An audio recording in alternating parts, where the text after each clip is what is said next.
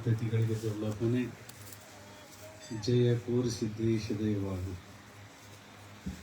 ರಥಸ್ಮರಣೀಯ ಆರಾಧ್ಯ ಮಹಾದೈವ ನಾಲವಾರ ಪುರಾಧೀಶ ಕರ್ತೃ ಕೂರಿಸಿದ್ದೇಶ್ವರರನ್ನು ಗುರು ಮಲ್ಲಾರಾಧ್ಯರನ್ನು ಲಿಂಗೈಕ್ಯ ತೋಟೇಂದ್ರ ಶಿವಯೋಗಿಯನ್ನು ಭಕ್ತಿ ಪುರಸ್ಸರವಾಗಿ ಹೃದಯ ಮಂದಿರದಲ್ಲಿ ಸ್ಮರಿಸಿಕೊಂಡು 2026ನೇ ಸಾಲಿನ ಸದ್ಗುರು ಮಲ್ಲಾರಾಧ್ಯರ ಗುರು ಕೂರಿಸಿದ್ದೇಶ್ವರರ ಜಾತ್ರಾ ಮಹೋತ್ಸವದ ಅಂಗವಾಗಿ ಸುಮಾರು 11 ದಿನಗಳ ಪರ್ಯಂತರವಾಗಿ ನಡೆದುಕೊಂಡು ಬಂದಂಥ ಲಚ್ಚಾಣದ ಸಿದ್ಧಲಿಂಗ ಮಹಾರಾಜರ ಪುರಾಣ ಪ್ರವಚನದ ಇಂದಿನ ಸಮಾರಂಭದಲ್ಲಿ ಮಾಸಿಕ ಶಿವಾನುಭವ ಚಿಂತನಗೋಷ್ಠಿಯ ಈ ಸುಂದರ ಸಭೆಯಲ್ಲಿ 11 ದಿನಗಳ ಪರ್ಯಂತರವಾಗಿ ನಿಮ್ಮೆಲ್ಲರಿಗೆ ಪುರಾಣ ಪ್ರವಚನವನ್ನು ಸಾದರಪಡಿಸಿರ್ತಕ್ಕಂಥ ನಮ್ಮ ನಾಡಿನ ಸುಖ್ಯಾತ ಪುರಾಣ ಪ್ರವಚನಕಾರರಲ್ಲಿ ಒಬ್ಬರಾಗಿರ್ತಕ್ಕಂಥ ನಮ್ಮ ಕಲ್ಯಾಣ ಕರ್ನಾಟಕ ಭಾಗದ ರಾಯಚೂರು ಜಿಲ್ಲೆಯ ಎರಡೋಣಿಯ ಪಂಡಿತ್ ಅಮರೇಶ್ವರ ಶಾಸ್ತ್ರಿಗಳವರೇ ಈ ಪುರಾಣ ಪ್ರವಚನದಲ್ಲಿ ದಿನನಿತ್ಯವೂ ಸಂಗೀತ ಸೇವೆಯನ್ನು ಮಾಡ್ತಾ ಬಂದಿರತಕ್ಕಂಥ ಒಬ್ಬರಂದ್ರೆ ತಪ್ಪಾಗ್ತದೆ. ಪಡದಳ್ಳಿಯ ಸಿದ್ದಯ್ಯ ಸ್ವಾಮಿಗಳು ಹಾಗೆ ಕಲ್ಲಯ್ಯ ಸ್ವಾಮಿಗಳು ಸಹೋದರರೇ, ತಬಲಾವಾದನ ಚತುರರಾಗಿ ಈ ಸಂಗೀತ ಕಾರ್ಯಕ್ರಮದಲ್ಲಿ ಸಂಗೀತ ಸೇವೆಯನ್ನು ಸಲ್ಲಿಸಿರ್ತಕ್ಕಂಥ ನಮ್ಮ ಶ್ರೀಮಠದ ಪರಮ ಸದ್ಭಕ್ತರು ಶಿಷ್ಯರು ಆಗಿರ್ತಕ್ಕಂಥ ರಾಜಶೇಖರ್ ಗೆಜ್ಜಿ ಸುರಪುರ್ ಅವರೇ, ಇವತ್ತಿನ ಸಮಾರಂಭದಲ್ಲಿ ಹಲವಾರು ಸೇವೆಗಳನ್ನು ಸಲ್ಲಿಸಿರ್ತಕ್ಕಂಥ ಶ್ರೀಮಠದ ಸೇವೆ ಎಂದಾಕ್ಷಣ ಓಡೋಡಿ ಬರ್ತಕ್ಕಂಥ ಸೇವೆಗಾಗಿ ಸದಾ ಸಿದ್ಧವಾಗಿ ನಿಲ್ತಕ್ಕಂಥ ಭೀಮನಹಳ್ಳಿಯ ಪ್ರಸ್ತುತ ಬೆಂಗಳೂರಿನಲ್ಲಿರ್ತಕ್ಕಂಥ ಶ್ರೀ ಶಿವಲಿಂಗ್ ಭೀಮನಹಳ್ಳಿಯವರೇ, ಶ್ರೀಮಠದ 200 ಸದ್ಭಕ್ತರಾಗಿರ್ತಕ್ಕಂಥ ಯಡ್ರಾಮಿಯ ಶ್ರೀ ಬಸವರಾಜ್ ಸೀತಾಳ್ ಪರಿವಾರದ ಸದ್ಭಕ್ತರೇ, ಇವತ್ತಿನ ಸಮಾರಂಭದಲ್ಲಿ ತಮ್ಮ ಮದುವೆಯ ವಾರ್ಷಿಕೋತ್ಸವವನ್ನು ನೆರವೇರಿಸಿಕೊಂಡು ಗುರು ಮಲ್ಲಾರಾಧ್ಯರ ಕ್ಷೇತ್ರದ ಆಶೀರ್ವಾದವನ್ನು ಪಡೆದುಕೊಂಡಿರ್ತಕ್ಕಂಥ ಶ್ರೀಮಠದ ಪರಮ ಸದ್ಭಕ್ತರಾದ ಶಿವಾನಂದ್ ಕೊಡಶೆಟ್ಟಿ ಯಾದಗಿರಿಯವರೇ, ಮೊನ್ನೆ ತಾನೇ ಬೆಂಗಳೂರು ಮಹಾನಗರದ ಟೌನ್ ಹಾಲ್ನಲ್ಲಿ ನಡೆದಿರ್ತಕ್ಕಂಥ ಭವ್ಯವಾದ ಸಮಾರಂಭದಲ್ಲಿ ಬಹಳ ಅದ್ಭುತವಾಗಿ ಸಭೆ ನಿರ್ವಹಣೆಯನ್ನು ಮಾಡಿರ್ತಕ್ಕಂಥ ನಮ್ಮ ಶ್ರೀಮಠದ ನಿರೂಪಕರಲ್ಲಿ ಒಬ್ಬರಾಗಿರ್ತಕ್ಕಂಥ ಇಟಗಿಯ ಶ್ರೀ ಮಲ್ಲಿಕಾರ್ಜುನ್ ಮಲ್ಲಯ್ಯ ಸ್ವಾಮಿಗಳವರೇ, ಈ ಸಮಾರಂಭದಲ್ಲಿ ಪುರಾಣ ಮುಕ್ತಾಯ ಸಮಾರಂಭದಲ್ಲಿ 11 ದಿನಗಳ ಪರ್ಯಂತರ ನಂದಿ ಸೇವೆಯನ್ನು ಸಲ್ಲಿಸಿದಂಥ ಕಾಕಂಡಿಕೆಯ ಸ್ವಾಮಿಗಳವರೇ, ಕಾಕಂಡಿಕಿ, ಗುಳ್ಳ್ಯಾಳ, ಆಲೂರು, ಯಲಗೋಡು, ಯಡ್ರಾಮಿ ಮುಂತಾದ ಭಾಗಗಳನ್ನು ಹೊಂದಿರತಕ್ಕಂಥ ಸದ್ಭಕ್ತರೇ, ವಿಶೇಷವಾಗಿ ನಾಲವಾರ ಶ್ರೀ ಕ್ಷೇತ್ರದಿಂದ ಪಾದಯಾತ್ರೆಯ ಮುಖಾಂತರವಾಗಿ ವಾಹನಗಳ ಮುಖಾಂತರವಾಗಿ ಶ್ರೀಮಠವನ್ನು ಅಂದರೆ ಗುರುಕ್ಷೇತ್ರ ಕಾಕಂಡಿಕೆಯ ಗುರುಮಠವನ್ನ ಬಂದು ತಲುಪಿರ್ತಕ್ಕಂಥ ಎಲ್ಲ ಸದ್ಭಕ್ತರೇ, ಶರಣೀಯರೇ, ತಮ್ಮೆಲ್ಲರ ಅಂತರಾತ್ಮದ ದಿವ್ಯ ಚೈತನ್ಯಕ್ಕೆ ನಮ್ಮ ಅನಂತ ಶರಣಾರ್ಥಿಗಳು. ಒಂದು ಅದ್ಭುತವಾದಂಥ ಯಾತ್ರೆಯನ್ನ ಮುಗಿಸಿ ಬಂದು ಕಾಕಂಡಿಕೆ ಕ್ಷೇತ್ರಕ್ಕೆ ನಾ ಬಂದೆ, ಮಲ್ಲಾರಾಧ್ಯ ದರ್ಶನ ಪಡ್ಕೊಂಡೆ ಅನ್ನುವಂಥ ಹಾಡಿನಂಗೆ ನಾವೆಲ್ಲ ಕಾಕಂಡಿಕೆ ಕ್ಷೇತ್ರಕ್ಕೆ ಬಂದು ಈ ಗುರುವಿನ ಮುಕ್ತಿ ಕ್ಷೇತ್ರದಲ್ಲಿ ಆರಾಮವಾಗಿ ಕುಳಿತುಕೊಂಡಿವಿ. ಬಹಳ ಜನರಿಗೆ ಈ ಸಮಾರಂಭದಲ್ಲಿ ಕುಳಿತುಕೊಳ್ಳಕ್ಕಾಗಿಲ್ಲ, ಯಾಕಂದ್ರೆ ಹೈರಾಣಾಗಿ ಬಂದಾರ, ನಡೆದು ಬಂದಾರ, ವಾಹನಗಳ ಮುಖಾಂತರ ಬಂದಿರ್ಬೋದು. ಈ ಬಿಸಿಲಿನೊಳಗೆ ದಣದು ಬಂದಿರೋದು ಬಹಳಷ್ಟು ಜನ ಈಗಾಗಲೇ ಮಲ್ಕೊಂಡು ಬಿಟ್ರ. ಆದ್ರೆ ಕೆಲವು ಜನ ಆದ್ರೂ ನೀವು ಮುಕ್ತಾಯ ಸಮಾರಂಭ ಅಂದ್ರೆ ಪುರಾಣ ಮುಕ್ತಾಯ ಸಮಾರಂಭದ ಈ ಸಮಾರಂಭದಲ್ಲಿ ಎದ್ದು ಕುಳಿತು ಶ್ರವಣ ಭಾಗಿಗಳಾಗಿರಿ ಅಂತಂದ್ರೆ ನಿಮ್ಮಂತ ಪುಣ್ಯಾತ್ಮರು ಮತ್ತೆ ಯಾರೂ ಇಲ್ಲ ಅಂತ ಹೇಳ್ಬೇಕು. ನೋಡಿ, ಇದೊಂದು ಅವಕಾಶ, ಇದೊಂದು ಸಂದರ್ಭ. ಇದೀಗ ತಾನೇ ಹಾಡಿದ್ರಲ್ಲ, ವಸಂತ ಮಾಸದಲ್ಲಿ ಕೋಗಿಲೆ ತನ್ನ ಬಳಗವನ್ನ ಸುಸ್ವರದಿಂದ ತನ್ನ ಗಾಯನವನ್ನು ಮಾಡುವಂತಹ ರೀತಿಯಲ್ಲಿ. ವಸಂತ ಮಾಸದಲ್ಲಿ ಮಾತ್ರ ಕೋಗಿಲೆ ಕೂಗ್ತದೆ, ಖಾಲಿ ಟೈಮ್ನಾಗ ಕೂಗಂಗಿಲ್ಲ. ಯಾವಾಗಾದ್ರೂ ಕೂಗಪ್ಪ ಕೋಗಿಲೆ, 10,000 ರೂಪಾಯಿ ಕೊಡ್ತೀನಿ, 1,00,000 ರೂಪಾಯಿ ಕೊಡ್ತೀನಿ, ಹಣ್ಣು ಕೊಡ್ತೀನಿ, ಹಂಪಲು ಕೊಡ್ತೀನಿ ಅಂತ ಕೂಗೋದಲ್ಲ. ಕೋಗಿಲೆ ಕೂಗಬೇಕಾದ್ರೆ ವಸಂತ ಮಾಸನೇ, ವಸಂತ ಕಾಲನೇ, ಚೈತ್ರ ಮಾಸನೇ ಬರಬೇಕಾಗ್ತದೆ. ಹಾಗೆಯೇ ಬೇಸಿಗೆ ದಿನಗಳಲ್ಲಿ ಹಣ್ಣು ಕೊಡ್ತಕ್ಕಂಥ ಮರ ಅಂತಂದ್ರೆ ಮಾವಿನ ಮರ. ಬೇಸಿಗೆಯ ದಿನಗಳಲ್ಲಿ ಫಲವನ್ನಿತ್ತು ಸವಿಗೊಳಿಸುವ ಮಾವಿನ ಮರದಂತೆ ಕೋಗಿಲೆ ಹಾಡೋದು ವಸಂತ ಮಾಸದಲ್ಲಿ, ಬೇಸಿಗೆಯಲ್ಲಿ ಹಣ್ಣು ಕೊಡ್ತಕ್ಕಂಥದ್ದು ಮಾವಿನ ಮರ. ಹಾಗೆ ನಮ್ಮ ಜೀವನದಲ್ಲಿ ಯಾವಾಗಲೂ ಅಲ್ಲದಿದ್ರೆ ನಮ್ಗೆ ಯಾವಾಗಲೂ ಸೇವೆ ಮಾಡೋಕ್ಕಾಗಂಗಿಲ್ಲ. ನೋಡ್ರಿ, ನಮ್ಮ ಸಂಸಾರದೊಳಗ ಲೌಕಿಕದೊಳಗ ನಾವು ದಿನನಿತ್ಯದ ಪುರುಸೊತ್ತಿಲ್ಲಾರ್ದಂಗೆ ದುಡಿತಿರ್ತೀವಿ. ಅದರೊಳಗೆ ದೊಡ್ಡ ದೊಡ್ಡ ನಗರದೊಳಗೆ ಇರ್ತಕ್ಕಂಥ ಜನರಿಗಂತೂ ಪುರುಸೊತ್ತೇ ಇರಂಗಿಲ್ಲ. ಅಂತಹ ಸಂದರ್ಭದಲ್ಲಿ ಯಾವತ್ತು ಅಲ್ಲದಿದ್ದರೂ ಯಾವಾಗಲಾದರೂ, ಯಾವತ್ತಾಗಂಗಿಲ್ಲ, ಯಾವಾಗಲೂ ಒಂದೊಂದ್ಸಲ ಆದರೂ ಕೂಡ ಒಂದೊಂದ್ಸಲ ಸಮಯ ದೊರೆತಾಗ ನಿನ್ನ ಸೇವೆ ಮಾಡ್ತಕ್ಕಂಥ ಅವಕಾಶ ಕೊಡುವಂತ ತಿಳ್ಕೊಂಡು ದೇವರನ್ನ ಕೇಳಿಕೊಂಡು, ಹಾಗೆ ನಮ್ಮ ಜೀವನದಲ್ಲಿ ಯಾವತ್ತೂ ಮಲ್ಲಾರಾಧನೆ ಕ್ಷೇತ್ರಕ್ಕೆ ಬಂದು ಸೇವಾ ಮಾಡೋದಾಗೋದಿಲ್ಲ, ಸಿದ್ದೇಶ್ವರನ ಸೇವಾ ಮಾಡೋದಾಗೋದಿಲ್ಲ. ಆದ್ರೆ ಇವತ್ತು ನಾವೆಲ್ಲ ಜಾತ್ರೆಯ ನೆಪದಲ್ಲಿ, ಜಾತ್ರೆ ಅಂತಕ್ಕಂಥದ್ದು ಒಂದು ನೆಪ. ಹಿಂದೆ ವಿರಾಟ್ ಮಹಾರಾಜ ಅಂತಕ್ಕಂಥ ರಾಜ ಒಂದು ಲಗ್ನ ಪತ್ರ ಮಾಡಿಸಿದ್ದಂತ, ಆ ಲಗ್ನ ಪತ್ರಿಕೆ ಒಳಗ ಒಂದು ಒಂದು ಒಂದು ಒಂದು ನುಡಿ ಹಾಕಿದ್ನ, ಲಗ್ನಕ್ಕೆ ಬರ್ರಿ ನಿಮ್ಗೆ ಸುಸ್ವಾಗತ ಅಂತೆಲ್ಲ ಲಗ್ನ ಪತ್ರದಾಗ ಹಾಕ್ತಾರೆ ನೋಡ್ರಿ. ಹಾಗೆ ಆ ವಿರಾಟ್ ಮಹಾರಾಜ ಲಗ್ನ ಪತ್ರದೊಳಗ, ಮಗಳ ಲಗ್ನ ಪತ್ರದೊಳಗ ಒಂದು ಬರಹ ಬರೆಸಿದ್ದಂತೆ. ಏನು ಅಂತಂದ್ರೆ, ಆ ಲಗ್ನ ಪತ್ರದೊಳಗೆ ಹಾಕಿದ್ದ, ಮದುವೆ ಎನ್ನುವುದು ನೆಪ ಮಾತ್ರ, ಬೀಗರು ಸೇರುವುದು ಮುಖ್ಯ ಅಂತ ಲಗ್ನ ಪತ್ರದೊಳಗೆ ಬರೆಸಿದ್ದ. ಹಾಗೆ ಈ ಕೂರಸಿದ್ದೇಶ್ವರರ ಮಲ್ಲಾರಾಧ್ಯರ ಜಾತ್ರೆ ಅನ್ನುವಂಥದ್ದು ನೆಪ. ಆ ಜಾತ್ರಾ ಮಹೋತ್ಸವ ಸಂದರ್ಭದಲ್ಲಿ ನಾವೆಲ್ಲ ಭಕ್ತರು ಕೂಡುವುದು ಬಹಳ ಮುಖ್ಯ ಅಂತಕ್ಕಂಥ ರೀತಿಯಲ್ಲಿ ನಾವು ಪಾದಯಾತ್ರೆಯೊಳಗೆ ಬಂದೀವಿ, ವಾಹನದೊಳಗೆ ಬಂದೀವಿ. ನೋಡ್ರಿ, ಇವತ್ತಿನ ಕಾಲದೊಳಗೆ ಏನೇನಾಗ್ತಾ ಇದೆ, ಇವತ್ತಿನ ಕಾಲದೊಳಗೆ ನಾವು ಹೆಂಗಾಗ್ತಾ ಇದೀವಿ ಅಂತ ತಿಳ್ಕೊಂಡು ಕೇಳಿದರೆ, ಹುಳಿ ಸೇರಿದ ಹಾಲಿನಲ್ಲಿ ಅದರ ಕಣಕಣವು ಬೇರೆ ಬೇರೆಯಾಗಿ ಹೊಡೆದು ಹೋಗುವಂತೆ. ಒಂದು ಸ್ವಲ್ಪ ಚಲೋ ಸ್ವಚ್ಛ ಬೆಳ್ಳನೆ ಹಾಲವ ಅಂತ ತಿಳ್ಕೊಡ್ರಿ, ಅದರೊಳಗೆ ಒಂದು ಸ್ವಲ್ಪ ಹುಳಿ ಸೇರಿದ್ರೆ ಸಾಕು, ಅದರ ಕಣಕಣನು ಹೊಡೆದೋಗ್ಬಿಡ್ತದೆ, ಕಣಕ ಬೇರೆ ಬೇರೆ ಆಗಿಬಿಡ್ತದೆ, ಹಾಲಿನ ಕಣಕಣವು. ಹಾಗೆಯೇ ಇಂದು ಮನೆಗಳೆಲ್ಲವೂ ಪ್ರೀತಿ, ಪ್ರೇಮ, ಸ್ನೇಹ, ಮಮತೆ, ಸಾಮರಸ್ಯಗಳನ್ನು ಕಳೆದುಕೊಂಡು ದೂರವಾಗಿ ಸರಿದು ಹರಿದು ಹೋಗುತ್ತಿರುವವಯ್ಯ.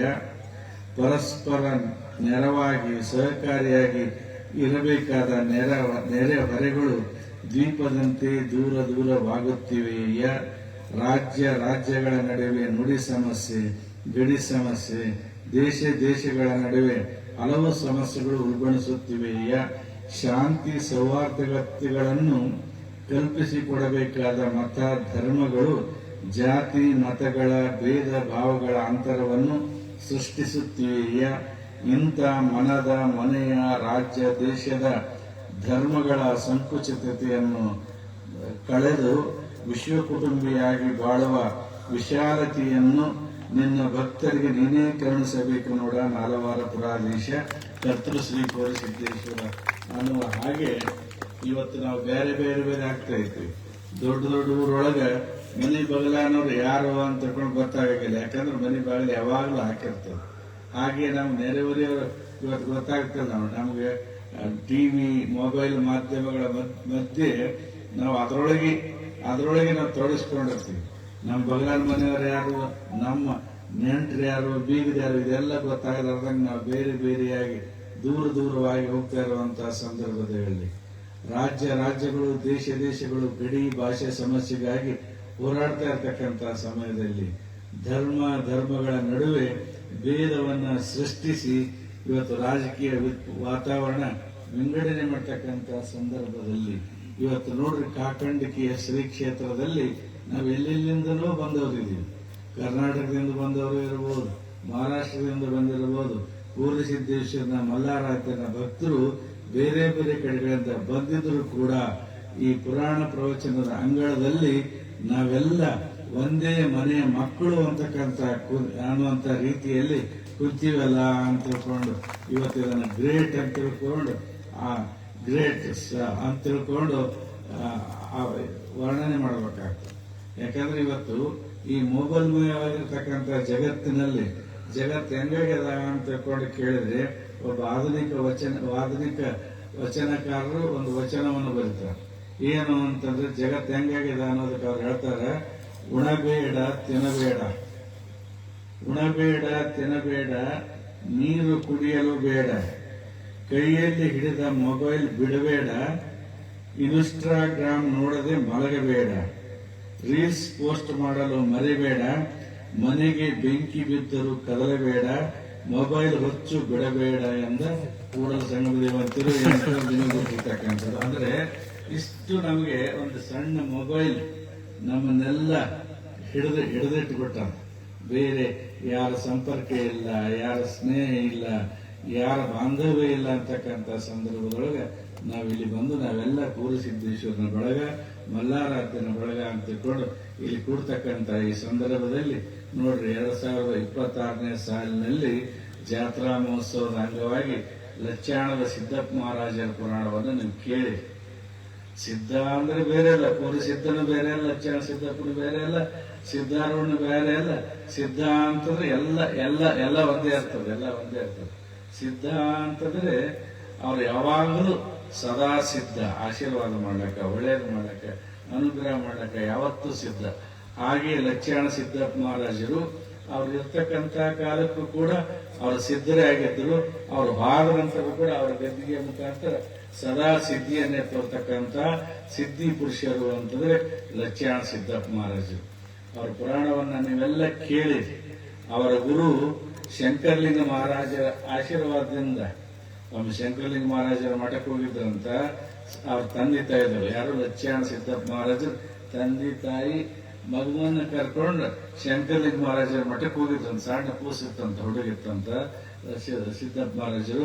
ಆ ಹುಡುಗನ ಕರ್ಕೊಂಡು ಶಂಕರಲಿಂಗ ಮಹಾರಾಜರ ಮುಂದೆ ನಿಂದಿಸಿದಾಗ ಶಂಕರಲಿಂಗ ಮಹಾರಾಜರು ಕೇಳಿದ್ರಂತ, ಅವ್ರ ಗುರುಗಳ ಶಂಕರಲಿಂಗ ಮಹಾರಾಜರು, ಮಗು ನಿನ್ನ ಹೆಸರೇನಪ್ಪ ಅಂತ ತಿಳ್ಕೊಂಡು ಕೇಳಿದಂತ. ಅವಾಗ ನನ್ನ ಹೆಸರು ಸಿದ್ಧ ಅಂತ ಹೇಳಿದಂತ ಸಿದ್ದಪ್ಪ ಮಹಾರಾಜ್, ನನ್ನ ಹೆಸರು ಸಿದ್ಧ, ನೀನು ಕರೆ ಎಂದರೂ ಸರ್ವ ಸಿದ್ಧನೇ ಆಗ್ತೀಯಪ್ಪ, ನೀ ಎಲ್ಲ ಏನೇ ಮಾಡಿದ್ರು ನಿಂದು ಸಿದ್ಧಿನೇ ಆಗ್ತದ, ನೀ ಸಿದ್ಧಿ ಪುರುಷನೇ ಆಗ್ತಿದೆ ಅಂತ ತಿಳ್ಕೊಂಡು ಲಿಂಗ ಮಹಾರಾಜರ ಆಶೀರ್ವಾದ ಮಾಡಿದಂತ. ಮುಂದೆ ಅವ್ರು ಶಂಕರಲಿಂಗ ಮಹಾರಾಜರಲ್ಲೇ ಬೆಳಿತಾರ. ಸಣ್ಣ ಕೂಸಿರ್ತಕ್ಕಂಥ ಕಾಲದೊಳಗ ಆಕಳ ಕಾಲಾಗ ಆಡ್ತಿದ್ರಂತ ನೋಡ್ರಿ. ಸಿದ್ಧಲಿಂಗ ಮಹಾರಾಜರು, ಸಿದ್ದಪ್ಪ ಮಹಾರಾಜರು ಆಕಳ ಕಾಲಾಗ ಆಡ್ತಿದ್ದಾರೆ. ಇಂಥ ಅನೇಕ ಲೀಲೆಗಳು ಸಿದ್ಧಲಿಂಗ ಮಹಾರಾಜರು, ಸಿದ್ದಪ್ಪ ಮಹಾರಾಜರ ಜೀವನದಲ್ಲಿ ನಡೀತಾವೆ. ಒಂದು ಕಡೆ ಶರಣಬಸವೇಶ್ವರ ಪುರಾಣದ ಬರೆದಿರ್ತಕ್ಕಂಥ ಶಾಂತರಸರು ಒಂದು ಮಾತು ಹೇಳ್ತಾರೆ.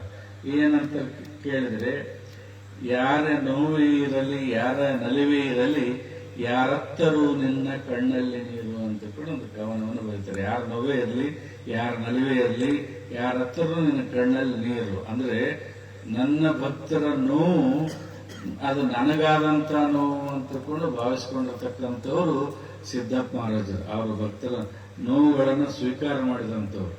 ಒಂದು ಸಲ ಏನಾಗ್ತದೆ ಅಂತ ತಿಳ್ಕೊಂಡು ಕೇಳಿದ್ರೆ ರೈಲಿನಲ್ಲಿ ಕುಂತು ಇಬ್ಬರು ಸಾಧುಗಳು ಲಚ್ಚಾಣಕ್ಕೆ ಹೋಗಿ ಸಿದ್ದಪ್ಪ ಮಹಾರಾಜರ ದರ್ಶನ ಮಾಡಬೇಕು ಅಂತ ಕೂಡ ಹೊಂಟಿದ್ರು. ನೋಡ್ರಿ, 4 ವಾರಕ್ಕೆ ಪೂರ್ವಸಿದ್ದೇಶ್ವರ ಹೊಂಟಿದ್ರಲ್ಲ, ಹಂಗೆ ದರ್ಶನ ಮಾಡ್ಬೇಕಂತ ಹೊಂಟಿದ್ರು. ಹೋಗುವಂತ ಕಾಲಕ್ಕೆ ಟಿ ಬಂದು, ಆ ಟ್ರೈನಲ್ಲಿ ಇರ್ತಕ್ಕಂಥ ಕಲೆಕ್ಟರ್ ಬಂದು, ನಿಮ್ಮ ಟಿಕೆಟ್ ಇಲ್ಲದ ಅಂತ ತಿಳ್ಕೊಂಡು ಕೇಳಿದ್ರು. ಟಿಕೆಟ್ ಇಲ್ಲ ಅಂತ.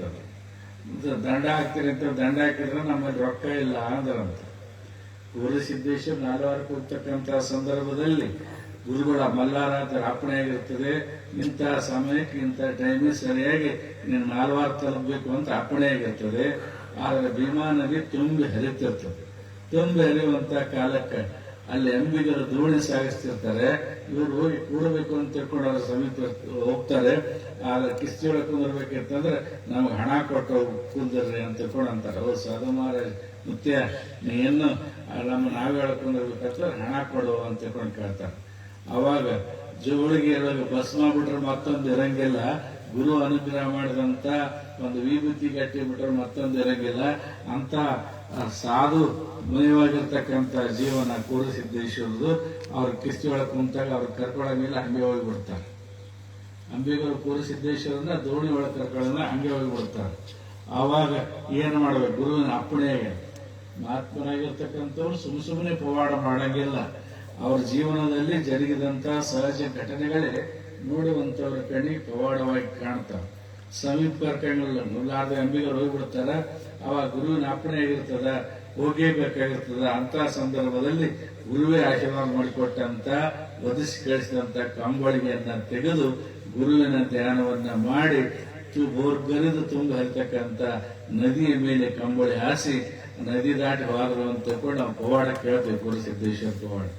ಹಾಗೆ ಲಚ್ಚಾಣ ಸಿದ್ದಪ್ಪ ಮಹಾರಾಜರ ಶಿಷ್ಯರಾಗಿರ್ತಕ್ಕಂಥ ಇಬ್ಬರು ಸಾಧುಗಳು ಸಂತರು ಅವರು ಟ್ರೈನ್ನೊಳಗೆ ಹೋಗಿ ಸಿದ್ದಪ್ಪ ಮಹಾರಾಜರ ದರ್ಶನ ಮಾಡ್ಬೇಕು ಅಂತ ತಿಳ್ಕೊಂಡಿರ್ತಾರ. ಟಿ ಬಂದು ರೊಕ್ಕ ಕೇಳ್ತಾನ. ರೊಕ್ಕ ಕೇಳಿದಾಗ ಇವ್ರ ಹತ್ರ ಟಿಕೆಟ್ ಇರಂಗಿಲ್ಲ, ರೊಕ್ಕನೇ ಇರಂಗಿಲ್ಲ. ಸಾಧುಗಳವರು ಅವಾಗ ಆ ಟಿ ಬಹಳ ಸಿಟ್ಟಿಗೆ ಇರ್ತಾನೆ. ಎಷ್ಟು ಸಿಟ್ಟಿಗೆ ಇರ್ತಾನ ಅಂತಂದ್ರೆ, ಟಿಕೆಟ್ ತಗೊಲಾರ್ದೆ ನಮ್ಮ ಅನುಮತಿ ಇಲ್ಲದ್ರೆ ಟ್ರೈನಿಗೆ ಹೆಂಗ್ ಕೂತೀರಿ ಅಂತ ತಿಳ್ಕೊಂಡು ಆ ಇಬ್ಬರು ಸಾಧುಗಳಿಗೆ ಮೈ ಮೇಲೆ ಬಾಸುಂಡಿ ಬರಂಗ್ ಹೊಡಿತಾನಂತ. ನೋಡಿ, ಗುಳಿ ಬರಂಗ್ ಹೊಡಿತಾನಂತ, ಬಾಸುಂಡಿ ಬರಂಗ್, ಗದು ಬರಂಗ್. ಸಿದ್ದಪ್ಪ ಮಹಾರಾಜ ಶಿಷ್ಯರಿಗೆ ಬಾಸುಂಡಿ ಬರಂಗ್ ಇಬ್ಬರು ಸಾಧುಗಳಿಗೆ ಹೊಡಿತಾನಂತ. ಅವಾಗ ಅವ್ರು ಆ ಹೊಡೆತ ತಾಳಾರದೆ, ಬಾಸುಂಡಿ ಬರ್ತಕ್ಕಂಥ ಹೊಡೆತ ತಾಳಾರದೆ ಲಚ್ಚಾಣದ ಕಡೆ ಕೈ ಮುಗಿದು, ಯಪ್ಪ ನೀನ್ ದರ್ಶನ ಕೊಟ್ಟಿದ್ದೆವು, ಇದು ಎಂತ ತ್ರಾಸ ಹೋತಂದಿ ಅಂತ ಕೂಡ ಕೂಗ್ತಾರಂತೆ, ಗುರು ಕೂಗ್ತಾರಂತೆ. ಆವಾಗ ಅಲ್ಲಿ ಏನಾಗುತ್ತದೆ ಅಂತ ತಿಳ್ಕೊಂಡು ಕೇಳಿದ್ರೆ, ಇವರಿಗೆ ಮೂಡಿದಂತ ಬಾಸುಂಡಿಗಳು ಸಿದ್ದಪ್ಪ ಮಹಾರಾಜರ ಮೇಲೆ ಮೂಡಿರ್ತಾವಂತಾರೆ, ಅವ್ರ ಮೇಲೆ ಬಂದಿರ್ತಾವಂತೆ. ಆವಾಗ ಆ ಸಿಟ್ಟಿಗೆ ಸಿದ್ದಪ್ಪ ಮಹಾರಾಜರು ಅವರಿಗೆ ಅಲ್ಲಿ ಪ್ರತ್ಯಕ್ಷವಾಗಿ ಅವ್ರಿಗೆ ಸಿಟ್ಟಿಗೆ ಬೈತಾರಂತೆ. ಮತ್ತೆ ಅವ್ರಿಗೆ ಏನು ಶಾಪ ಕೊಡ್ತಾರ ಗೊತ್ತಿಲ್ಲ. ಇಂಥ ಒಂದು ಘಟನೆ ಅಂದ್ರೆ ಭಕ್ತರ ಮೈ ಮೇಲೆ ಮೂಡಿದಂತ ಬಾಸುಂಡಿಗಳು ಗುರುವಿನ ಮೈ ಮೇಲೆ ಮೂಡ್ತಾವ ಅಂತಂದ್ರೆ ಅವರೆಂತ ಭಕ್ತ ಪ್ರಿಯರಾಗಿದ್ರು ಅಂತಕ್ಕಂಥದ್ದು ಇಲ್ಲಿ ವಿಚಾರ ಮಾಡಬೇಕಾಗ್ತದೆ. ಅಂತ ಅನೇಕ ಲೀಲೆಗಳನ್ನ ಸಿದ್ದಪ್ಪ ಮಹಾರಾಜರು ತೋರಿದ್ರು ಅಂತಕ್ಕಂಥ ಘಟನೆಗಳನ್ನ ನೀವು ಕೇಳಿರಿ.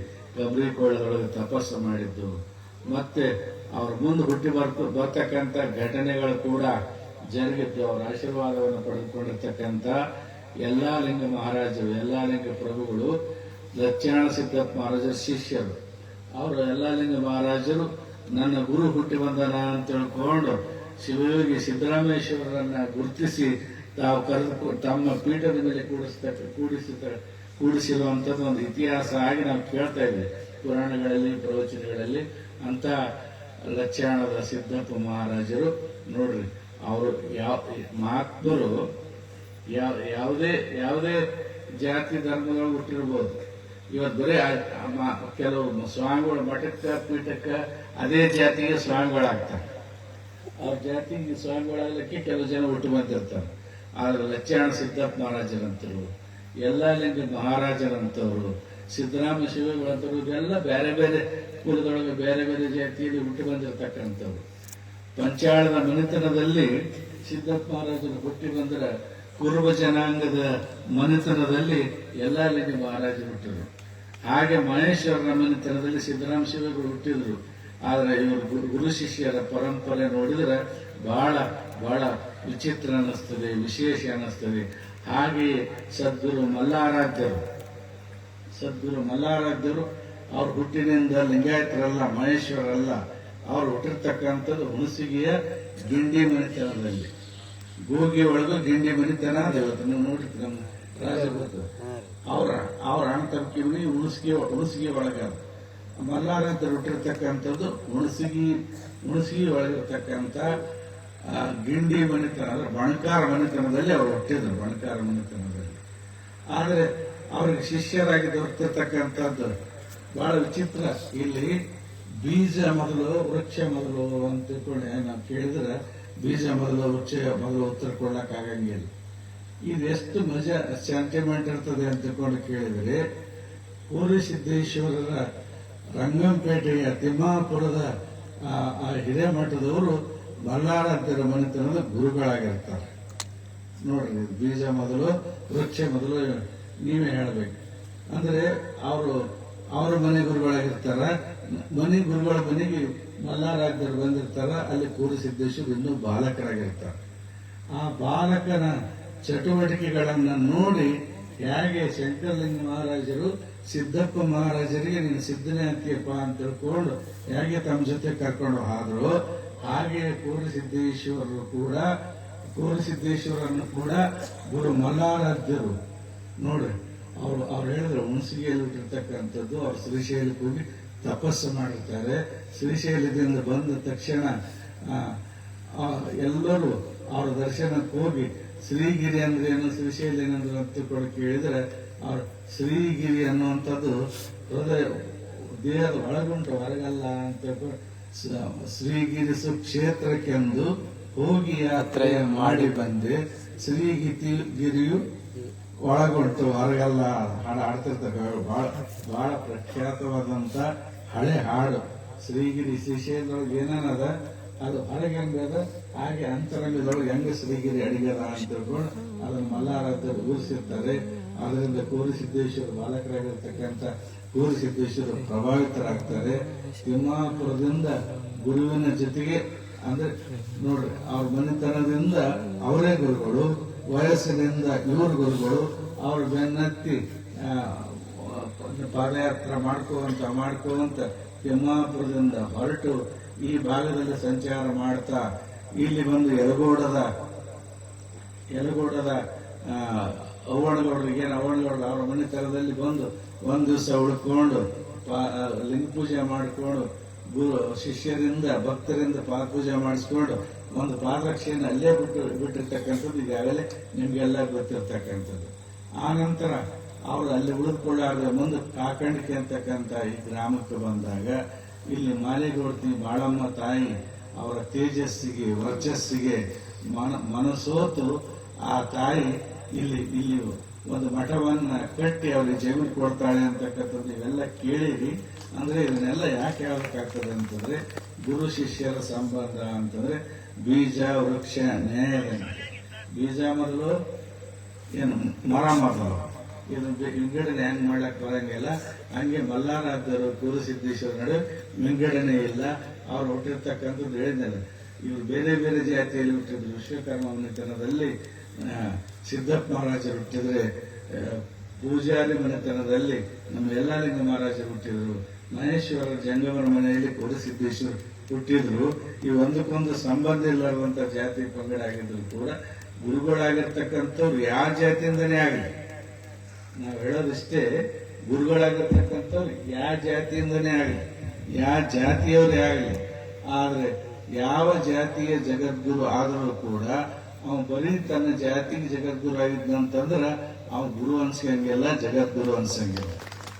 ಮತ್ತೆ ಜಾತಿಯನ್ನ ಮೀರಿ ಬೆಳೆದು ಯಾವುದೇ ಜಾತಿಯಲ್ಲಿ ಹುಟ್ಟಿರಿ, ನೀವು ಜಗತ್ತಿಗೆ ಮಾದರಿಯಾಗಿರ್ತಕ್ಕಂಥ, ಜಗತ್ತಿಗೆ ಅನುಕೂಲವಾಗಿರ್ತಕ್ಕಂಥ ಉತ್ತಮ ತತ್ವಗಳನ್ನ ಕೊಟ್ಟು ಎಲ್ಲ ಜಗತ್ತಿನ ಜನ, ಅವರು ಬಡವರೇ ಆಗಲಿ, ಶ್ರೀಮಂತರೇ ಆಗಲಿ, ದೀನರೇ ಆಗಲಿ, ದಲಿತರೇ ಆಗಲಿ, ದೊಡ್ಡ ಕುಲದಲ್ಲೇ ಹುಟ್ಟಿರ್ಲಿ, ಸಣ್ಣ ಕುಲದಲ್ಲೇ ಹುಟ್ಟಿರ್ಲಿ, ಯಾವ ಕುಲದಲ್ಲಿ ಹುಟ್ಟಿದ್ರು ಕೂಡ ಅವರೆಲ್ಲರೂ ಇವನಾರವ ಎಂದೆನಿಸದೆ ಇವ ನನ್ನವ ಅಂತ ತಿಳ್ಕೊಂಡು ಅನ್ನುವಂಥ ಭಾವನೆಯಿಂದ ಯಾರು ನೋಡ್ತಾರೆ ಅವ್ರು ಮಾತ್ರ ನಿಜವಾದಂತ ಜಗದ್ಗುರು ಆಗ್ಲಕ್ಕ, ವಿಶ್ವಗುರು ಆಗ್ಲಕ್ಕ ಸಾಧ್ಯ ಆಗ್ತದೆ ಅನ್ನುವಂತ ಮಾತನ್ನ ಹೇಳಿ, ಇವತ್ತು ನಮ್ಮ ಯಕ್ಷಗಾನ ಸಿದ್ದಪ್ಪ ಮಹಾರಾಜರು ಜಗದ್ಗುರು ಆಗಿ ಹುಟ್ಟಿ ಬಂದಿರ್ಲಿಕ್ಕಿಲ್ಲ, ಆದ್ರೆ ಅವರು ಸಾರಿರ್ತಕ್ಕಂಥ ತತ್ವಗಳು, ಅವ್ರು ನಡೆದುಕೊಂಡಿರ್ತಕ್ಕಂಥ ಜೀವನ ಎಲ್ಲ ಜಾತಿಯ ಜನರಿಗೆ ಮಾದರಿ ಆಗ್ತಕ್ಕಂಥದ್ದು ಅನ್ನುವಂಥ ಮಾತನ್ನ ಈ ಸಂದರ್ಭದಲ್ಲಿ ಹೇಳಿ, ಅಂತ ಒಬ್ಬ ಮಹಾತ್ಮನ ವಿಶ್ವ ಕುಟುಂಬಿಯಾಗಿರ್ತಕ್ಕಂಥ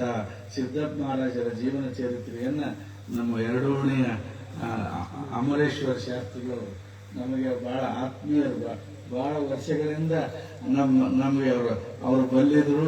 ಇತ್ತೀಚೆಗೆ ಅವ್ರ ಸಂಪರ್ಕನೇ ಕಡಿಮೆ ಆಗಿರ್ತು, ಭೇಟಿನೇ ಆಗಿರಲಿಲ್ಲ. ನಾಲ್ವಾರು ಶಿವಾನುಭವ ನಡೆಯುವಂತ ಕಾಲಕ್ಕೆ, ಅಂದ್ರೆ ಈಗ ನಡೆಯಲ್ಲ, ಈಗ ನಡೀತಾವ, ಮಧ್ಯರಾತ್ರಿ ನಡೀತಾವ, ಆದ್ರೆ ಸಾಯಂಕಾಲ ನಡೀತಿದ್ದವಾಗ ಆ ಸಂದರ್ಭದೊಳಗೆ ಹಲವಾರು ಸಲ ನಮ್ಮ ಅಮರೇಶ್ವರ ಶಾಸ್ತ್ರಿಗಳವರು ಶಿವಾನುಭವದ ಉಪನ್ಯಾಸವನ್ನ ಕೊಡ್ತಾ ಇದ್ರು. ಆದ್ರೆ ಬಹಳ ದಿವಸದಿಂದ ಸಂಪರ್ಕ ಇರಲಿಲ್ಲ. ಗುರುಕ್ಷೇತ್ರದ ಈ ಜಾತ್ರಾ ಮಹೋತ್ಸವದ ಪುರಾಣದ ಮೂಲಕವಾಗಿ ಅವರು ಮತ್ತೆ ನಮ್ಮ ಕ್ಷೇತ್ರಕ್ಕೆ ಬಂದು ತಮ್ಮ ಸೇವೆಯನ್ನು ಸಲ್ಲಿಸಿದ್ದಾರೆ. ಒಬ್ಬ ಮಹಾತ್ಮರ ಪುರಾಣವನ್ನ ನಮ್ಮ ಕಾಕಡಿಗೆ ಭಾಗದ ಜನರಿಗೆ ತಿಳಿಯುವಂತೆ ಹೇಳಿದ್ದಾರೆ ಅಂತಕ್ಕಂಥ ಮಾತನ್ನು ಹೇಳಿ ಇಂತಹ ಪುರಾಣ ಪ್ರವಚನವನ್ನು ಮಾಡಿರ್ತಕ್ಕಂಥ ಅಮರೇಶ್ವರ ಶಾಸ್ತ್ರಿಗಳವರಿಗೆ ನಾವು ಶುಭ ಹಾರೈಸುತ್ತೇವೆ. ಇಂಥ ಹಲವಾರು ಮಹಾತ್ಮರ ಪುರಾಣವನ್ನು ನಾಡಿನಾದ್ಯಂತ ಹೇಳುವಂತಹ ಭಾಗ್ಯವನ್ನ ಗುರು ಮಲ್ಲಾರಾಧ್ಯರು, ಸದ್ಗುರು ಕೂರಸಿದ್ದೇಶ್ವರು, ಸಿದ್ದಪ್ಪ ಮಹಾರಾಜರು ಅವರಿಗೆ ಕರುಣಿಸಲಿ ಅಂತ ತಿಳ್ಕೊಂಡ ಸಂದರ್ಭದಲ್ಲಿ ಹಾರೈಸ್ತಾ, ಅವರಿಗೆ ಸಂಗೀತ ಸಾಥಿಯಾಗಿ ಯಾವಾಗಲೂ ನಮ್ಮವರಾಗಿರ್ತಕ್ಕಂಥ ನಮ್ಮ ಸಿದ್ದಯ್ಯ ಗವಾಯಿಗಳು ತೊಡದಳ್ಳಿ, ಅವ್ರು ಎಲ್ಲಿ ಸಂಗೀತಕ್ಕೆ ಇರ್ತಾರೆ, ಯಾವ ಪುರಾಣಕ್ಕೆ ಯಾವ ವೇದಿಕೆಗೆ ಅವ್ರು ಸಂಗೀತಕ್ಕೆ ಇರ್ತಾರೆ ಅಂತಂದ್ರೆ ಅದು ಬಹಳ ಲಹರಿಮಯ ಆಗಿರ್ತದೆ, ಬಹಳ ಆಕ್ಟಿವ್ ಆಗಿರ್ತದೆ. ಯಾಕೆಂದ್ರೆ ಸಮಯೋಚಿತವಾಗಿರ್ತಕ್ಕಂಥ ಹಾಡು, ಸಮಯೋಚಿತವಾದಂತ ಗಾಯನ ಎಲ್ಲರಿಗೂ ಮಾಡ್ಲಿಕ್ಕೆ ಆಗಂಗಿಲ್ಲ. ದೊಡ್ಡ ಗಾಯಕರಾಗಿದ್ದು ನೋಡ್ರಿ, ಬಸವಣ್ಣನವರ ವಚನಗಳನ್ನ ಹಾಡ್ಲಕ್ಕಾಗಂಗಿಲ್ಲ ಅಂತ ನಮ್ಮ ನಾಡಿನ ಉದ್ಯಮ ಒಬ್ಬ ಗವಾಯಿಗಳವರು ಹಾಡ್ಲಕ್ಕೆ ಆಗಂಗಿಲ್ಲ, ಅವಕ್ಕೆ ಶ್ರುತಿ ಲಯ ತಾಳ ಕೂಡಿಸ್ಲಕ್ಕಾಗಂಗಿಲ್ಲ ಅಂತ ತಿಳ್ಕೊಂಡು ತಿರಸ್ಕಾರ ಮಾಡಿದ್ರು.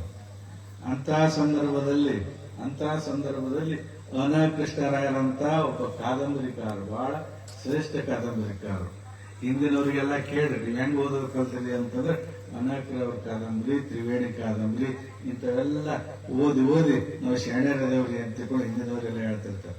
ಅಂತ ಅನಕೃಷ್ಣ ರಾಯರು ಅವರು ಬ್ರಾಹ್ಮಣರ ಕುಲದಲ್ಲಿ ಹುಟ್ಟಿದಂತ ಒಬ್ಬ ವ್ಯಕ್ತಿಯಾಗಿದ್ದರೂ ಕೂಡ ಬಸವಣ್ಣನವರ ವಚನ ಅಷ್ಟೇ ಅಲ್ಲ, ಎಲ್ಲ ಜಾತಿಯ ಶರಣರ ವಚನಗಳು ಹಾಡ್ಲಕ್ ಸಾಧ್ಯ ಅಂತ ತಿಳ್ಕೊಂಡು ಇಂಥ ಗವಾಯಿಗಳನ್ನ ಹುಡುಕಿ ಹಾಡ್ಲಕ್ ಹಚ್ಚಿದ ಪರಿಣಾಮವಾಗಿ ಇವತ್ತು ವಚನ ರಾಗ ಶ್ರುತಿ ಲಯಬದ್ಧವಾಗಿದೆ ಅಂತಕ್ಕಂಥದ್ದನ್ನ ನಾವಿಲ್ಲಿ ಜ್ಞಾಪಿಸಿಕೊಳ್ಬೇಕಾಗ್ತದೆ. ಹಾಗೆ ಸಮಯೋಚಿತವಾಗಿ ಹಾಡ್ತಕ್ಕಂಥ ಒಂದು ಕಲೆ ಎಲ್ಲರಿಗೂ ಬರಂಗಿಲ್ಲ. ನಮ್ಮ ಪಡದಳ್ಳಿ ಗವಾಯಿಗಳವರಿಗೆ, ಸಿದ್ದಯ್ಯ ಗವಾಯಿಗಳವರು ಯಾವ ಪುರಾಣಕ್ಕಿದ್ರು ಕೂಡ ಅದು ಬಹಳ ಸುಂದರಗೊಳಿಸ್ತಾರೆ ತಮ್ಮ ಹಾಡಿನ ಮೂಲಕವಾಗಿ. ಅಂತ ಗವಾಯಿಗಳು ಕೂಡ ಕಾಕಂಡಿಕೆಯ ಪುರಾಣದಲ್ಲಿ ಅವರ ಸಹೋದರರು ಕೂಡ ಬಂದು ಹೋಗಿದ್ರಂತ ಕಲಾವಿಗಳು, ಅವರು ಉತ್ತಮ ಕಲಾವಿದರು. ನಮ್ಮ ಸಿದ್ದಯ್ಯ ಗವಾಯಿಗಳು ಅಂತರೂ ಬಹಳ ಸಮಯೋಚಿತ ಹಾಡುಗಳನ್ನು ಹಾಡ್ತಕ್ಕಂಥ ಒಬ್ಬ ಕಲಾವಿದರು. ಅವರ ಜೊತೆಗೆ ತಾವಲ ಅಂತಕ್ಕಂಥ ರೀತಿಯಲ್ಲಿ ನಮ್ಮ ರಾಜು ಗೆಜ್ಜಿಯವರು, ನಮ್ಮ ಶ್ರೀಮಠದ ಪರಮ ಸದ್ಭಕ್ತರು, ಯಾವುದೇ ನಮ್ಮ ಮಠದ ಕಾರ್ಯಕ್ರಮ ಇರಲಿ, ಪಾತ್ಪೂಜೆ ಇರಲಿ, ಶ್ರಾವಣ ಮಾಸದಲ್ಲಿ ತಬಲಾ ಸೇವೆಯನ್ನು ಸಲ್ಲಿಸ್ತಕ್ಕಂಥ ಒಬ್ಬ ಉತ್ತಮ ಕಲಾವಿದರು. ಅವರು ಕೋರಸಿದ್ದೇಶ್ವರ ತಿಮ್ಮಾಪುರದವರೇ ಅಂತವರು ಈ ಒಂದು ಸಿದ್ದಪ್ಪ ಮಹಾರಾಜರ ಪ್ರಾಣಕ್ಕೆ ತಬಲಾ ಸಾಥಿಯನ್ನು ನೀಡಿದ್ದಾರೆ. ಉಳಿದಂತೆ ನಮ್ಮ ಎಲ್ಲ ಮಠದ ಕಲಾವಿದರು, ನಮ್ಮ ಶರಣಕುಮಾರ್ ಜಾಲಹಳ್ಳಿಯವರ ಆಗಿರ್ಬೋದು, ನಮ್ಮ ಸಿದ್ದು ಅವರಾದೇ ಆಗಿರ್ಬೋದು, ಒಳ್ಳೆ ಸಂಗೀತವನ್ನು ಹಾಡ್ತಕ್ಕಂಥ ಕಲಾವಿದರು. ಈಗ ಸಮಯ ಮೀರಿ ಹೋಗ್ತಾ ಇರೋದ್ರಿಂದ ತನಾರ್ತಿ ಸೇವೆಗೆ ನಾವು ಸನ್ನದ್ಧರಾಗಬೇಕಾಗಿರೋದ್ರಿಂದ ಹೆಚ್ಚಿಗೆ ಆಗಬೇಕು ಹೇಳಿದ್ರೆ ನಾಳಿನ ದಿವಸ ಕೂಡ ಸಂಗೀತ ಮುಂತಾದ ಕಾರ್ಯಕ್ರಮಗಳು ನಡೀತವೆ. ಬಹುಶಃ ಶಾಸ್ತ್ರಿಗಳು ನಮ್ಮ ಜೊತೆ ನಾಳೆ ಇರ್ತಾರೆ ಅಂತ ನಾವು ಭಾವಿಸ್ಕೊಳ್ತೇವೆ. ನಾಳಿನ ದಿವಸ ಅವರು ಇದ್ದು ಸಭೆಯನ್ನು ನೆರವೇರಿಸಿಕೊಳ್ಳಿ ಅಂತ ತಿಳ್ಕೊಂಡು ಹೇಳಿ, ನಮಗೆ ಒಂದು ದಿವಸ ಲೇಟ್ ಆಯ್ತು ನೋಡಿ, ನಿನ್ನೆ ಬರಬೇಕಾಗಿತ್ತು ಪಾದಯಾತ್ರೆ ಮುಖಾಂತರವಾಗಿ. ಆದ್ರೆ ಅನಿವಾರ್ಯವಾಗಿ ಬೆಂಗಳೂರಿನಲ್ಲಿ ಹಲವಾರು ಕಾರ್ಯಕ್ರಮಗಳು, ನಮ್ಮ ಶಿವಲಿಂಗ ಅವರ ಮನೆಯೊಳಗೆ ಒಂದು 2 ದಿವಸ ಅಲ್ಲಿ ವಾಸ್ತವ್ಯ ಮಾಡ್ತಕ್ಕಂಥ ಅವಕಾಶ, ಒಳ್ಳೆ ಭಕ್ತಿ ಸೇವೆಯನ್ನು ಮಾಡಿದ್ರು. ಅದೇ ಸಂದರ್ಭದಲ್ಲಿ ಅಲ್ಲಿಯ ಟೌನ್ ಹಾಲ್ನ ಸಭಾಂಗಣದಲ್ಲಿ ಶ್ರಮಜೀವಿ ಕಾರ್ಮಿಕರ ಸನ್ಮಾನ ಸಮಾರಂಭ ಅಂತ ಒಂದು ಕಾರ್ಯಕ್ರಮ ನಡೀತು. ಆ ಕಾರ್ಯಕ್ರಮದಲ್ಲಿ ಬರೀ ಬೆಂಗಳೂರಿಗರೇ ಇರ್ತಾರೆ ಅಂತ ತಿಳ್ಕೊಂಡಿದ್ದೆವು. ಆದ್ರೆ ನಮ್ಮವರಾಗಿರ್ತಕ್ಕಂಥ ಬಸವರಾಜ ಪಡಕೋಟಿಯವರ ಒಂದು ಪ್ರಯತ್ನದ ಫಲವಾಗಿ ಅವತ್ತಿನ ಸಮಾರಂಭದ ಸಂಚಾಲಕರು ಯಾರಾಗಿದ್ದರು ಅಂತ ತಿಳ್ಕೊಂಡು ಕೇಳಿದ್ರೆ ನಮ್ಮ ಮಲ್ಲೇಶ್ ಸ್ವಾಮಿಗಳವರು, ಇಟಗಿಯ ಮಲ್ಲಿಕಾರ್ಜುನ ಸ್ವಾಮಿಗಳವರು ಬಹಳ ಚೆಂದಾಗಿ ಅಲ್ಲಿ ಎಷ್ಟು ವರ್ಣನೆ ಮಾಡಿದ್ರು ಅವ್ರ ಬಗ್ಗೆ ಅಂತಂದ್ರೆ, ಯಾವಾಗಲೂ ಕಾರ್ಯಕ್ರಮದಲ್ಲಿ ಇರುವಂಥವ್ರು. ಅಂಬೇಡ್ಕರ್ ಸೈನ್ಯದ ಅಧ್ಯಕ್ಷರು, ಅಂಬೇಡ್ಕರ್ ಸಂಘಟನೆಯ ಅಧ್ಯಕ್ಷರು, ದಲಿತ ಸಂಘರ್ಷ ಸಮಿತಿ ಅಧ್ಯಕ್ಷರು, ಇವರೆಲ್ಲ ಇದ್ದರು. ಇವರು ತುಂಬಾ ಬಹಳ ವರ್ಣನೆ ಮಾಡಿದ್ರು, ಎಷ್ಟು ಚೆನ್ನಾಗಿ ಸಭಾ ನಿರ್ವಹಣೆ ಮಾಡ್ತಾರಲ್ರಿ ಅಂತ ತಿಳ್ಕೊಂಡು ಹೇಳಿದ್ರು. ಅವರು ಇವತ್ತಿನ ದಿವಸದ ಸಭೆ ನಿರ್ವಹಣೆ ಕಾರ್ಯಕ್ರಮದಲ್ಲಿ ಅವರು ಭಾಗವಹಿಸಿದ್ದಾರೆ. ಇಂಥ ಹಲವಾರು ಸೇವೆಗಳನ್ನು ಅವರು ನಡೆಸಿಕೊಡುವಂತಾಗಲಿ ಅಂತ ತಿಳ್ಕೊಂಡು ಈ ಸಂದರ್ಭದಲ್ಲಿ ಹಾರೈಸಿ, ಇಲ್ಲಿಯವರೆಗೂ ತಾವೆಲ್ಲ ಶಾಂತವಾಗಿ ಕೂತ್ಕೊಂಡಿರಿ. ಕೆಲವು ಜನ ಮಲ್ಕೊಂಡೇ ಕೇಳಿರಿ. ಬಟ್ ಏನೇ ಮಾಡಿ ಅಪ್ಪಿ ತಪ್ಪಿ ಒಂದು ನುಡಿ ಆದರೂ ನಿಮ್ಮ ಕಿವಿಯೊಳಗೆ ಬಿದ್ದಿತ್ತು ಅಂತಂದ್ರೆ, ಯಾವಾಗಲಾದರೂ ಎಚ್ಚರಾದಾಗ ಅಂಬರೀಷ್ ಶಾಸ್ತ್ರಿಗಳವರ ಒಂದು ನುಡಿ ಗಣನ ನಿಮ್ಮ ಕಿವಿಯೊಳಗೆ ಬಿದ್ದಿತ್ತು ಅಂತಂದ್ರೆ ಬಹಳ ಬೇಕಾಗಿಲ್ಲ. ಆ ಸ್ವಲ್ಪ ಆದರೂ ಕೂಡ ನಿಮ್ಮನ್ನ ನಿಜವಾಗಲೂ ಅನುಭಾವಿಯನ್ನಾಗಿಸ್ತದೆ ಅಂತಕ್ಕಂಥ ಮಾತನ್ನ ಹೇಳಿ, ಈ ಸಮಯದಲ್ಲಿ ಇಲ್ಲಿವರೆಗೆ ಕೂತಿರ್ತಕ್ಕಂಥ ತಮ್ಮೆಲ್ಲರಿಗೆ ನೋಡ್ರಿ, ಇದು ಬಾದಾಮಿ ಅಮಾವಾಸ್ಯೆಗೆ ಮಲ್ಲಾರಾತ್ರ ಕ್ಷೇತ್ರದ ತನಾರ್ತಿ ಮಹೋತ್ಸವ, ಶಿವರಾತ್ರಿಗೆ ತನಾರ್ತಿ ಮಹೋತ್ಸವ, ಅವರಾತ್ರಿಗೆ ನಾಲ್ವಾರದಲ್ಲಿ, ಅಕ್ಷಯ ತೃತೀಯಗೆ ನಾಲ್ವಾರದಲ್ಲಿ, ಮಣ್ಣೆತ್ತಮಸಿ ಮುಂದೆ ನಾಲ್ವಾರದಲ್ಲಿ ಒಟ್ಟೆ 5 ಬಾರಿ ತನಾರ್ತಿ ಮಹೋತ್ಸವ ನಡೀತದೆ.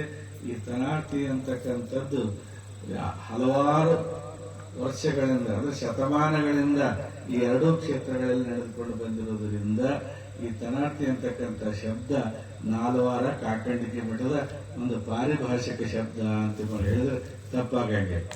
ಈಗ ಅನುಭವ ಮಂಟಪ ಅಂತಂದ್ರೆ ಶರಣರ ಒಂದು ಪಾರಿಭಾಷಿಕ ಶಬ್ದ, ವಚನ ಅಂದ್ರೆ ಶರಣರ ಪಾರಿಭಾಷಿಕ ಶಬ್ದ.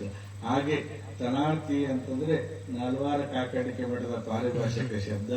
ಅದು ಬರೀ ಶಬ್ದ ಅಲ್ಲ, ಅದು ಕ್ರಿಯೆಯಾಗಿ ನಡೀತಕ್ಕಂಥದ್ದು. ಇಲ್ಲಿ ಅನೇಕ ಜನ ಇವತ್ತು ತನಾರ್ತಿ ಮಹೋತ್ಸವದಲ್ಲಿ ಭಾಗವಹಿಸ್ತಾರೆ ಅಂತಂದ್ರೆ ಅನೇಕ ಹರಕೆಗಳನ್ನ ಹೊತ್ಕೊಂಡಿರ್ತಾರೆ.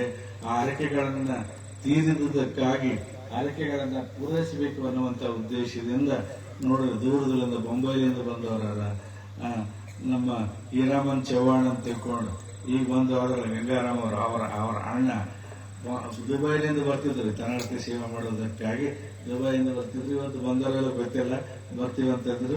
ಅಂದ್ರೆ ಇದನ್ನೆಲ್ಲ ಯಾಕೆ ಹೇಳ್ಬೇಕಾಗ್ತದೆ ಅಂತಂದ್ರೆ, ಇಲ್ಲಿಯ ಹರಕೆಗಳು ಪೂರೈಸಿದ ಕಾರಣಕ್ಕಾಗಿ ಅವರೆಲ್ಲ ಸೇವೆ ಮಾಡಕ್ಕೆ ಬರ್ತಾರೆ.